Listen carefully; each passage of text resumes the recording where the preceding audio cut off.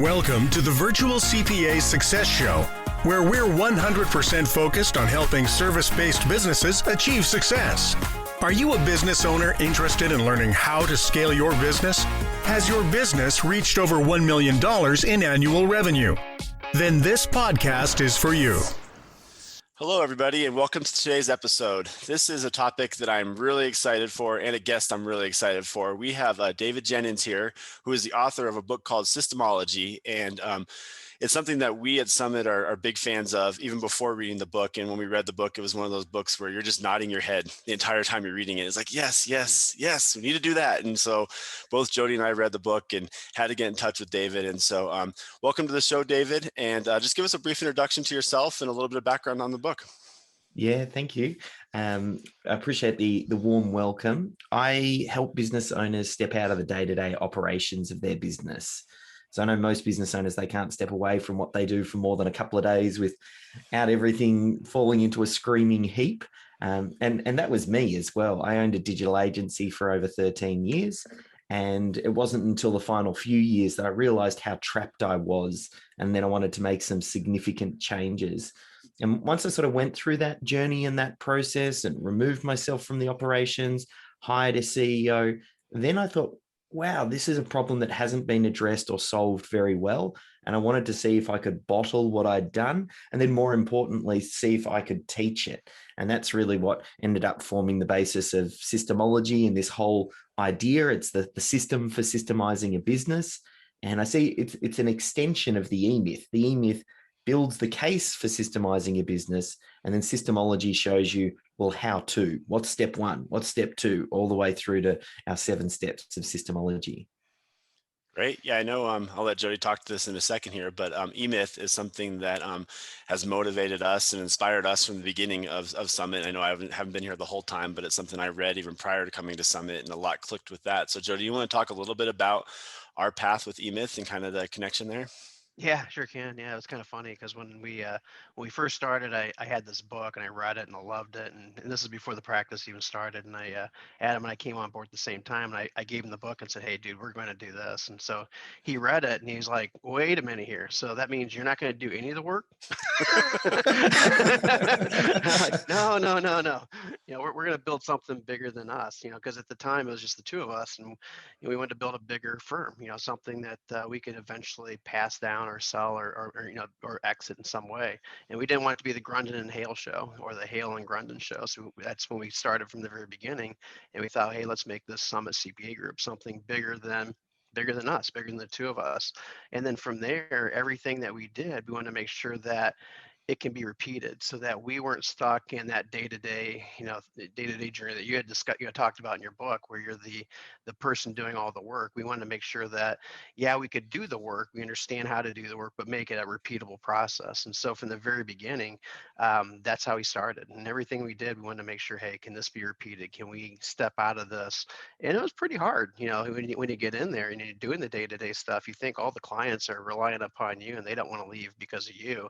And then once you step away, you realize that's not true.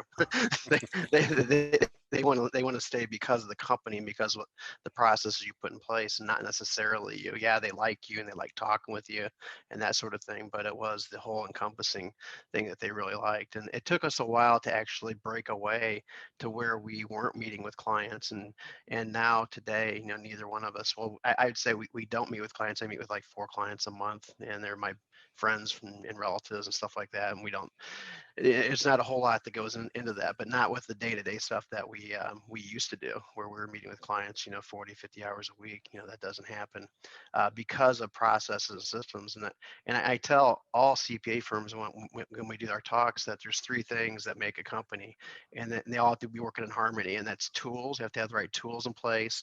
You have to have the right people in place. You have to have the right processes in place. And the systems are the big part of those processes. And I truly believe that all 3 have to be in harmony in order for it to be a successful company. Yeah. I definitely couldn't agree more. I'll just preface as it's just started to rain here, so you may hear some rain in the background.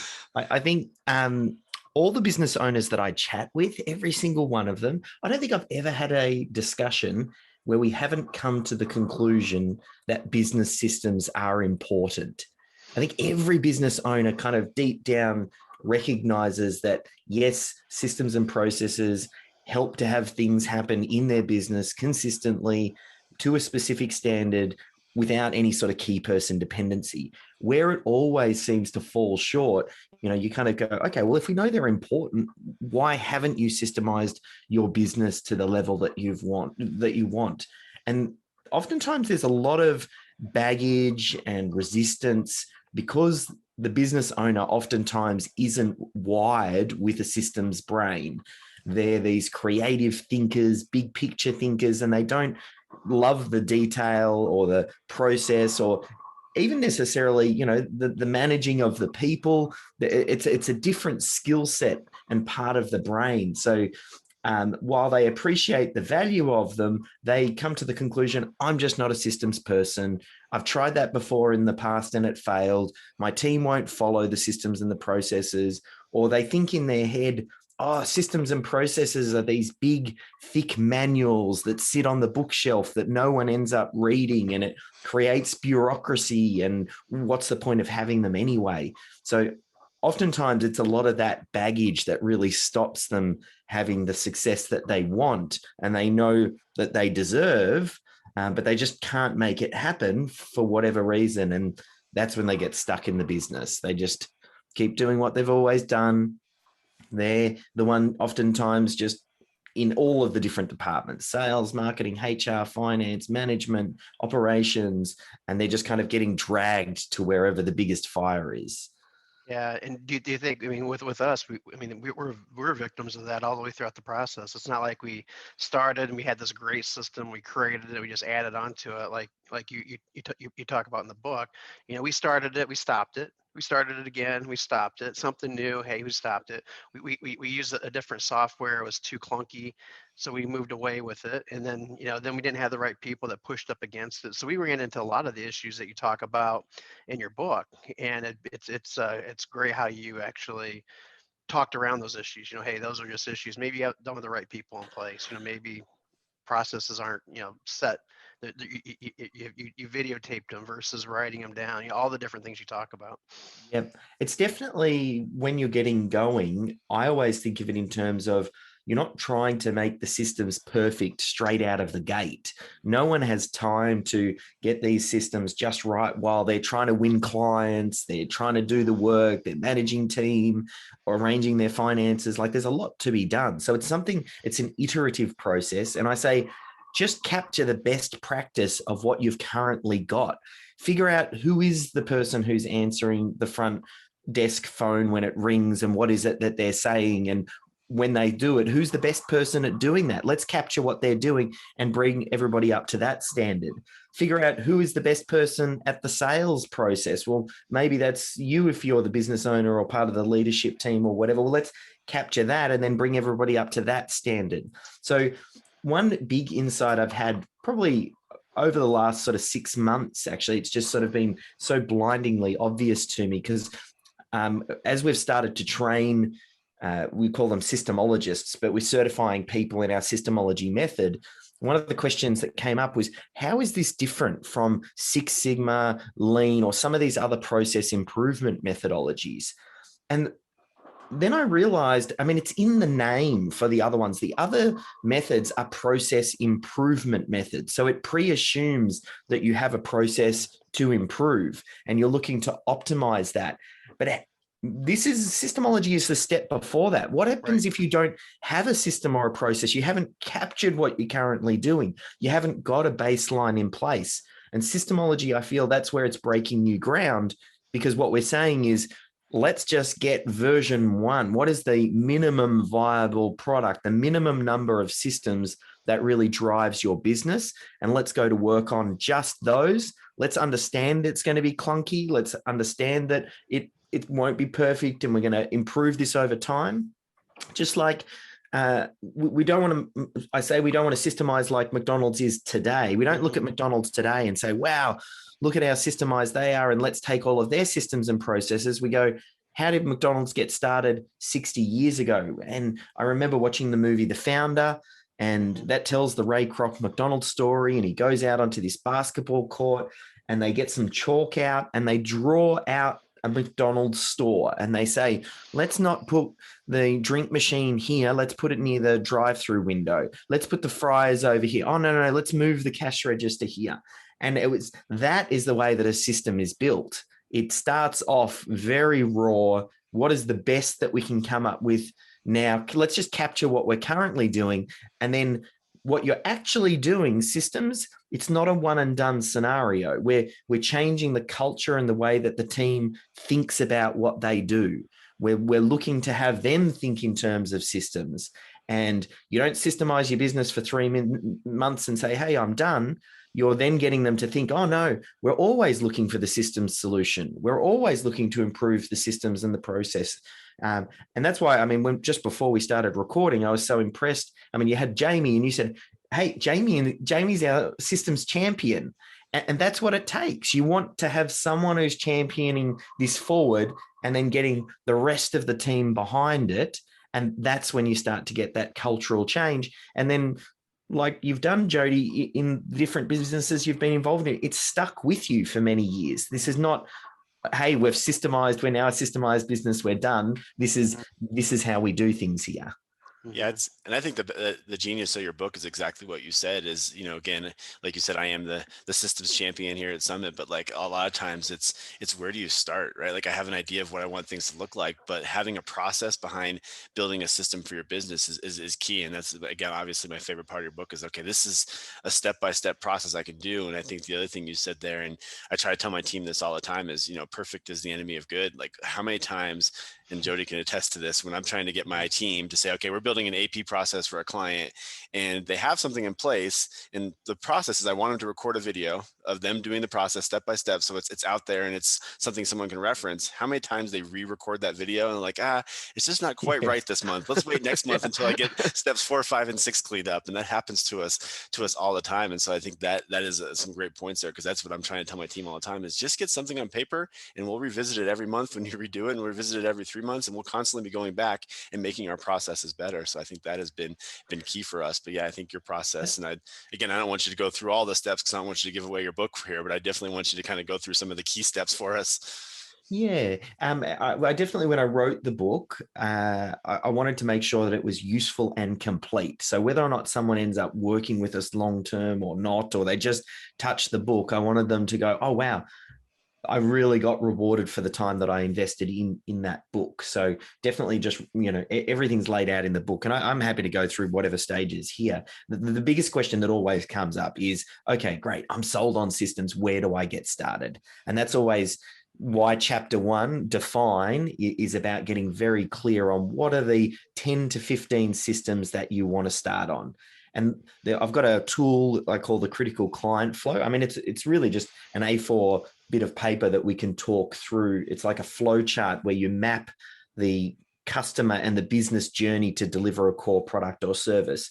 But at its core, this whole idea is, what is the purpose of a business? The purpose is we want to consistently deliver value to our clients, and we get rewarded for that value that we deliver. Now, the goal is to make sure that we can consistently deliver that value without any sort of key person dependency. Mm-hmm. So if you're thinking about, well, where do I get started? You want to start thinking, well, how does the business make money? And if we can systemize just that piece, it's the 80-20. Like, yes, there are hundreds of things you could systemize in a business. You could be doing hiring and onboarding. You could be doing management. You could be doing your finances. There's probably a plethora of things you could do under marketing. But when you kind of just pare it back down, this first exercise, the critical client flow, and the person listening to this can follow along and do this. Just get yourself an A4 bit of paper, and in the top left-hand corner, write down who is your target client. And the target client is the person who pays your advertised prices, who's a pleasure to deal with, who refers friends and family, who keeps on coming back. And you just say, hey, I want more of those. And the reason we want to narrow in on one is, yes, you could probably service a whole variety of different people, but if we just focus on one, when we systemize, what a lot of people do, and they get caught up in it, is they try to systemize for every variation. Mm-hmm. And then that makes systems overly complicated. What you actually want to do is you want to systemize and capture the most probable outcome, because you're going to hire great team members. And we don't need to tell great team members how to suck eggs. Great team members can handle the exceptions and when things fall outside of your perfect scenario. So we actually are looking to capture the 80-20 of the business. What is the ideal client and prospect? Get clear on who they are, write them in the top left-hand corner of this page. Next, think about what is the primary product or service that you would sell that person that might be a great gateway to your products and services. So when we ran the digital agency, for us, the first product that we did was a website build. Even though we offered SEO services, I liked a website build because it had a clear start and end. And it meant that in that time, we could give a really great deliverable. We could decide whether or not we liked the client. If they got a website with us, they then wanted to afterwards logically think, well, how can I get traffic to it and raise the awareness? So the website build was logical. I remember, like, in the accounting space, working with accountancy, that first gateway product, there's a company in regional Victoria I remember working with, and the gateway product they came up with was an audit. Their target audience were farmers out in regional Victoria, and their primary product that they first looked at systemizing for this process was a financial audit for their books, and then basically coming up with a plan. So, but get clear on what that primary product or service is. And then you just move down the page. And as I said, we want to create and map the linear journey of this. So you think, firstly, how do you grab the attention of your target audience? So only capture what you're currently doing, not what you would like to be doing. And this goes back to the idea of, we want to make this easy on you, and let's first figure out what you're doing that's working so we can do more of that and make sure it happens without key person dependency. So you might go, well, how do I capture someone's attention?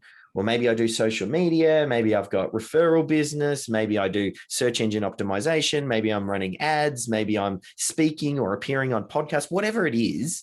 Just list that out at the top, what you're currently doing. Then we move down the rung. And the next step down is, how do you handle an inquiry that comes in? Like, do inquiries come to you through a website or via phone or via email or all of the above? And then we just kind of keep moving down the page. And each one of these is just a box. And you don't want to describe the process. You put 1 or 2 words in it. We want to, at a high level, capture the way that your business is doing what it's doing and what does the flow look like. The detail comes later. So then the next step is, what does your sales process look like? Do you hop on Zoom? Do you go out and meet them in the field? Do you first have a initial discovery phone call? Well, capture what that next step looks like. Then do you have a deep dive session, or do you issue out a proposal? And then we keep moving down the page. Do you have a follow-up process? And then when someone says, hey, I'm ready to go, like, what happens next? Do you invoice them? Do you take half the money up front and half on completion, or do you take all the money up front? And then what do you onboard? Like, how do you onboard that client? Do you get them to fill out a questionnaire? Do a team member meet with the client to get all of the detail they need? In that example of the accounting space, they would meet with the team, and they'd need to get their access to Xero, which is like MYOB. They would ask for that access. They then needed, they basically had a questionnaire that they would get them to fill out as part of that onboarding, and then they would enter them into their project management platform. They used a thing called Carbon to track the whole thing, and they would have these set templates to map everything out. Then after that, what's the core delivery? Now, the core delivery is the primary product or service that we selected. This is where a lot of people go haywire and smoke comes out their ears, because they go, oh, there's so much here. There's, every single detailed step. Potentially there's going to be so much process here. So I start off and I say, let's just create a high level process. I call it an overview process, which captures the key steps. And I say to them, don't think about it initially about the person doing the steps. Think about the project manager that needs to oversee this process and understand the key milestones. Just capture that first for your overview. That de-stresses that whole process and makes it easy to capture. And then later on, we can create subsystems that, here's a subsystem that explains how to log into Xero and connect it up with your account and how to print out the right reports. Let's save all of that for later. Then the final step is, or there's potentially a couple of steps at the end here. You've got, what does the handover process look like once it's done, giving it back to the client? And then finally, how do you get them to repeat or refer friends and family? So at that point, for the repeat, if it's a gateway product, you might then go, hey, we now need ongoing management of your accounts, or, hey, we've realized as we did this audit, we've uncovered all of these other issues that we can now address. And I don't know, does this podcast end up being a video, or is it just audio? It's video. Okay. Yes. Yep. So look, you might be able to see that it's pretty small, but you can see, like here, this is just some examples in the book. These are the high level critical client flows. You can notice it's only quite small. There's 1 or 2 words in these boxes. Mm-hmm. There's only about 15 boxes on the page. So by doing that process, you're basically figuring out what is the 80-20, the 20% of the systems that deliver 80% of the result in your business. We're capturing it at a high level. And then I basically say, start there when systemizing. And if you want to go a step further, if you've got pain in your business, go to the pain first. So if you say, I don't have enough leads, we'll focus on your lead systems. If you don't have, if you have problems managing your clients and you've always got these clients are following you up saying, where's my work? And maybe you haven't onboarded them correctly and set the expectation, or you haven't got your delivery systems right. So narrow in on that piece. Stay within the critical client flow. See that almost like, the boundary of a football field, and you can play on the field, mm-hmm. but where the play actually happens based on where that pain is. And that exercise for a lot of people is very enlightening. For some people, they look at that and they go, oh, wow, yep, I've got a clear linear process. Some people look at it and go, wow, it's really patchy here, here, and here. And they immediately go, I now know why I don't have enough leads. I've got one lead generation method. It's called word of mouth, and I don't even really have a system for it. Of course, you don't have any business. Or you might go, hey, we always seem to be getting paid late. And then you'd go, well, I don't really have a point where I'm issuing an invoice and making sure that I follow up to make sure we're paid. And we don't start the work until we're paid. All problems in business can be traced back to the systems level. And then you want to go to work on that systems piece to make permanent change, not just solve it once and then it's going to be, it's a recurring issue. That's oftentimes how a lot of firefighting happens in business, where you're solving one thing, jumping to the next. And if you're not doing it at the systems level, that fire is just going to come back later. So the critical client flow, and I know that was a long-winded answer to a very short question, where do you start? But that's great. You can get the book and there's the template in there. You might not be able to do it. You can do it on a bit of paper, or you don't even need to buy the book. If you go to SYSTEMology.com/academy, all of the resources from the book, we just give away there. So SYSTEMology.com/academy, you get that template. The whole idea here is I just want the business owner to start this process because I know the impact that it has. But I'll take a breath because some things probably bubbled up for Jody, you guys as we went through that. Jody, I'm sure you have a reaction, but let me just tell a quick thing about my process real quick here. So what I would do, I listen to a lot of podcasts, and what I would do is I would rewind what you just said, and I would start writing down every word you said. And after about 2 minutes, I'd be like, what am I doing? And I would just go out and buy your book. So that is my process, because almost every time I listen to a podcast, I catch myself doing that. And as you were talking, I'm like, this is my process. And this is exactly what I would have done with those 10 minutes you just talked there. So I wanted to point that out. Enjoy this episode? Visit our website at summitcpa.net to get more tips and strategies for achieving virtual CPA success. We're here to be a resource in this ever-changing industry.